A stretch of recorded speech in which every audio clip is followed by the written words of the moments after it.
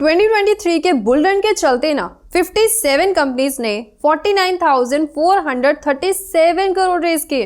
अब 2024 के लिए भी लाइन लगनी शुरू हो चुकी है, जिसमें ये दो कंपनीज जो कि $8 बिलियन और $4 बिलियन की वैल्यूएशन पर फंड रेज करके जो इतनी बड़ी हाई बनाने वाली हैं, जानेंगे आज इस वीडियो में। तो वीडियो को शुरू करते हैं। ओला इलेक्ट्रिक्स का जो बिजनेस है ना काफी ज्यादा सिंपल है। इस पे कंपनी इलेक्ट्रिक 2 व्हीलर स्कूटर्स बनाती है, जिसमें ना ओला S1 के उनके पास 4 मॉडल्स हैं। ओला S1 pro, Ola S1 air, Ola S1 X and Ola S1। इस कंपनी के पास 200 से भी ज्यादा पेटेंट्स हैं। इनफैक्ट कंपनी की सेल्स ना हर मंथ 14% से ग्रो होते हुए इनके competitors TVS motor, Bajaj auto को पीछे छोड़ते हुए ना टॉप स्पॉट पर है। अगर आप और डिटेल से कंपनी के बिजनेस मॉडल को समझना चाहते हो ना, तो मैंने इसके ऊपर ना पहले से एक डिटेल वीडियो बनाई हुई है, उसका लिंक आपको आई टिप में मिल जाएगा, जरूर चेकआउट करना। अगर हम इंडस्ट्री वाइज बात करें तो रेडशेयर रिपोर्ट के मुताबिक गवर्नमेंट सब्सिडीज और इंसेंटिव्स के चलते ये इंडस्ट्री 2028 तक 40 से लेकर 56% मार्केट कैप्चर करने वाली है और इंडस्ट्री की ग्रोथ 28.8 ट्रिलियन रुपीज से 36.6 ट्रिलियन रुपीज तक ग्रो होगी, जो कि ऑलमोस्ट ग्रोथ होती है 11% CAGR की। इसीलिए कंपनी 2024 में मतलब इस साल अपना IPO लाकर 7 से लेकर $8 बिलियन की वैल्यूएशन एक्सपेक्ट कर रहे हैं, जिसमें फ्रेश इश्यू होगा 5500 करोड़ वर्थ शेयर्स का और ऑफर फॉर सेल होगा 9.5 करोड़ शेयर्स का। रुक जाओ, इतनी भी क्या जल्दी है।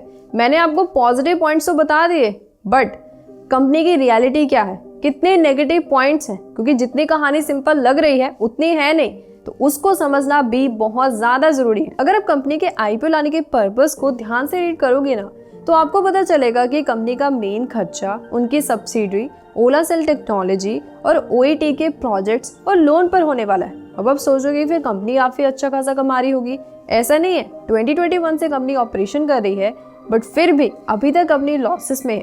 फिर आप सोचोगे कंपनी ऐसा कर क्यों रही है। उसका मेन कारण ये है कि कंपनी का मेन धंधा ही इन सब्सिडीज के सहारे चलता है। अगर ये कुछ करेंगे तो ही कंपनी प्रॉफिटेबल होगी, क्योंकि कंपनी के पास खुद कोई भी फ्री कैश रिजर्व नहीं है। Number 3, government subsidies.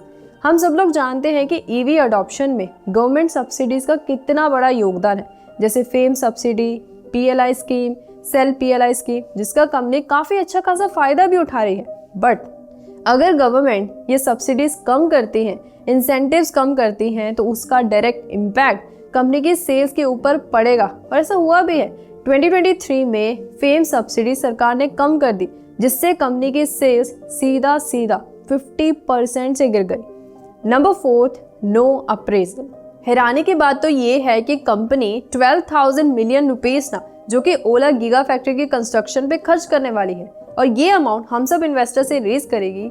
एक्चुअल में ना ये अमाउंट कंपनी ने किसी भी ऑथोराइज बैंक, फाइनेंशियल इंस्टीट्यूशन और इंडिपेंडेंट एजेंसी से कैलकुलेट नहीं करवाई, बल्कि किसी थर्ड पार्टी कंपनी के एस्टिमेशन से निकाली है।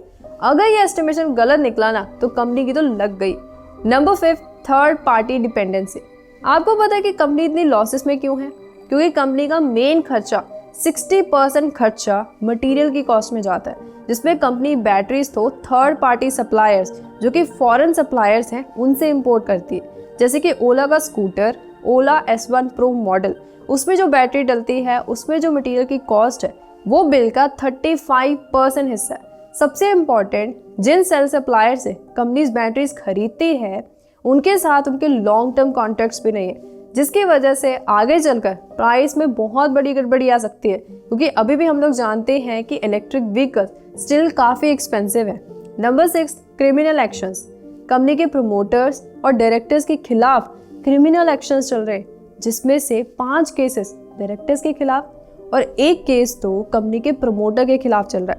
ऐसा नहीं है कि कहानी यहीं पर रफा दफा हो जाती है, बल्कि कंपनी के खुद के अगेंस्ट एक टैक्स प्रोसीडिंग का भी केस चल रहा है। Number 7, loan risk. ये कोई मामूली लोन नहीं है, बल्कि ऐसा लोन है जिसकी फुल रीपेमेंट लेंडर कंपनी से कभी भी मांग सकता है और कंपनी को वो देनी होगी, जिसकी वजह से शॉर्ट टर्म में कंपनी की बैलेंस शीट के ऊपर बहुत बड़ा असर पड़ सकता है। एक्चुअल में ना ये कंपनी ना FirstSky प्लेटफॉर्म की पेरेंट कंपनी है, जहां पर पेरेंटिंग, एजुकेशन और टीचिंग के लिए third party Indian brands, home brands और लोकल ब्रांड्स ना अपने प्रोडक्ट्स ऑफर करते हैं। अब ऐसा नहीं कि कंपनी सिर्फ ऑनलाइन ऑपरेट कर रही है, बल्कि offline modern stores, general trade, retail distribution network के थ्रू भी ऑपरेट करे। इनफैक्ट कंपनी का एक प्री स्कूल भी है, तो इसलिए कंपनी की ना मेन टारगेट ऑडियंस बच्चे और ममा है।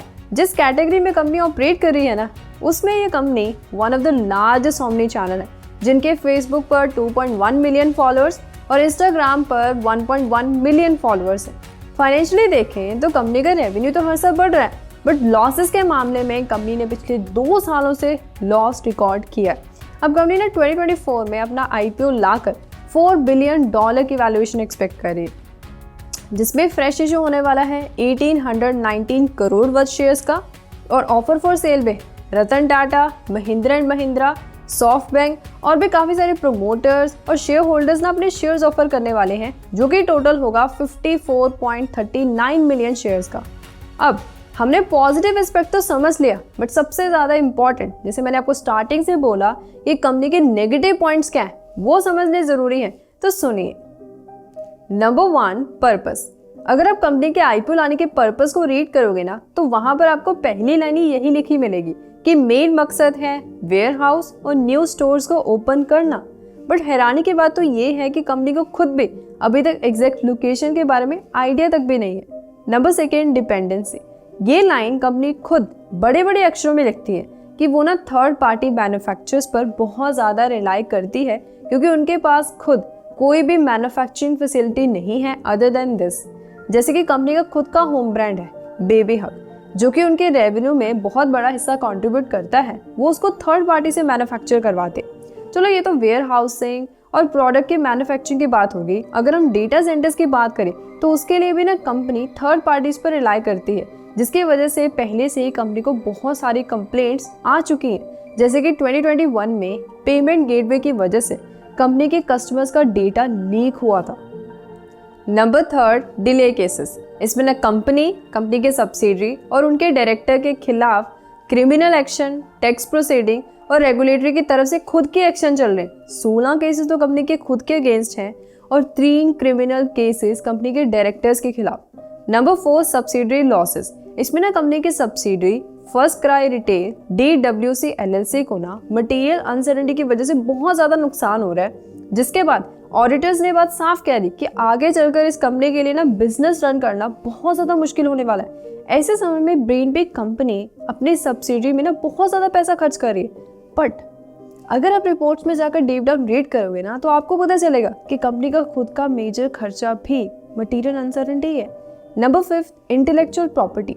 इन्हें काफ़ी हैरानीजनक बात है कि फर्स्ट क्राई, जो कि आज एक वेल नोन ब्रांड है, फिर भी कंपनी के बहुत सारे ब्रांड के ट्रेडमार्क एप्लीकेशंस अभी तक रजिस्टर्ड नहीं है, जिसको आगे चलकर कोई भी थर्ड पार्टी अपोज कर सकती है।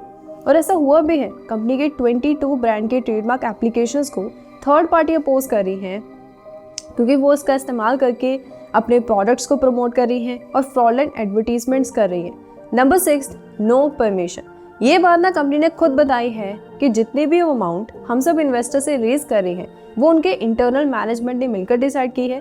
किसी भी बैंक या फाइनेंशियल इंस्टीट्यूशन ने मिलकर जांच पड़ताल करके ये फिगर हमें नहीं बताई है। आई होप इन पॉइंट्स को समझने के बाद अब आप खुद डिसाइड कर पाओगे कि आपको इस IPO में अप्लाई करना है या फिर नहीं करना है। सो नेक्स्ट टाइम किसी भी IPO में अप्लाई करने से पहले कंपनी की DRHP में रिस्क फैक्टर्स को ज़रूर रीड करो। तो आज इस वीडियो में इतना ही। सोर्सेज का लिंक आप सब लोगों को डिस्क्रिप्शन बॉक्स में मिल जाएगा। Till then thank you, bye bye.